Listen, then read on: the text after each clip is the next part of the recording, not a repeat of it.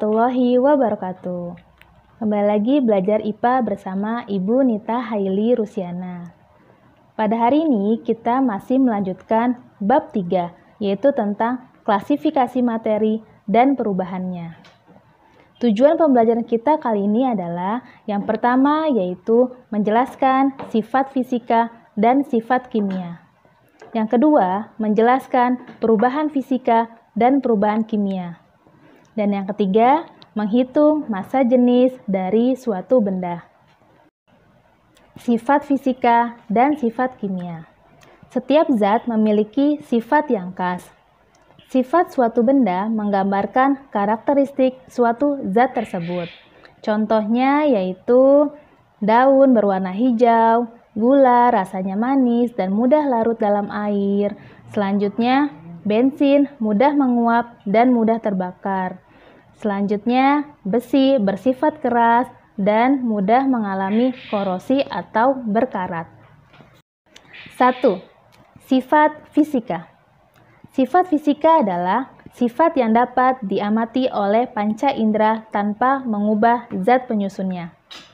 Sifat fisika tidak menyebabkan perubahan zat suatu benda.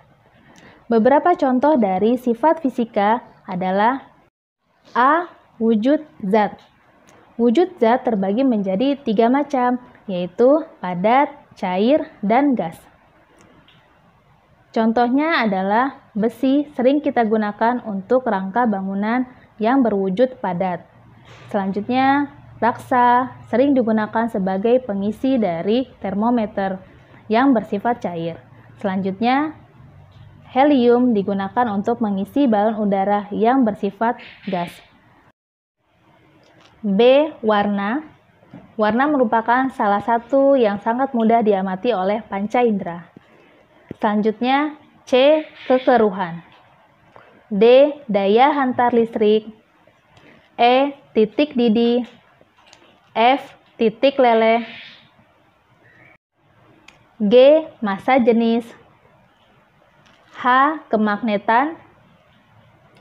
I. Kelarutan. J. Viskositas. 2. Sifat kimia.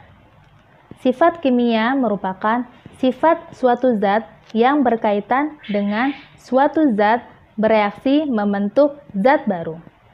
Sifat kimia dapat terlihat jika zat tersebut berubah menjadi zat lain. Beberapa sifat kimia diantaranya yaitu A. Kereaktifan, B. Korosif, C. Keterbakaran, D. Toksisitas. Perubahan fisika dan perubahan kimia. Setiap zat dapat mengalami perubahan. Perubahan zat merupakan perubahan sifat dari suatu zat menjadi zat lain. Perubahan zat dapat diketahui dari keadaan awal dan keadaan akhir. Contohnya, besi yang dibiarkan bisa menjadi berkarat, selanjutnya kertas dibakar menjadi abu, selanjutnya mentega dipanaskan akan meleleh, selanjutnya es dibiarkan akan mencair. Perubahan ini dibagi menjadi 2 macam, yaitu perubahan fisika dan perubahan kimia. Perubahan fisika karena perubahan wujud. Perubahan wujud di sini disebabkan karena adanya peristiwa menerima kalor dan melepaskan kalor. Kamu perhatikan pada bagan di samping ada zat padat, cair, dan gas. Ibu nomorkan untuk nomor 1, 2, dan 3 pada peristiwa menerima kalor. Untuk nomor 1, peristiwa dari padat menjadi cair disebut dengan mencair. Selanjutnya nomor 2, dari cair ke gas disebut dengan menguap. Kemudian yang ketiga, dari padat menjadi gas disebut dengan menyublim. Selanjutnya, peristiwa melepaskan kalor. Yang keempat yaitu dari cair menjadi padat disebut dengan membeku. Selanjutnya, dari gas menjadi cair disebut dengan mengembun. Dan dari gas menjadi padat disebut dengan mengkristal. B. Perubahan fisika karena perubahan bentuk. Misalnya, kain dipotong menjadi baju.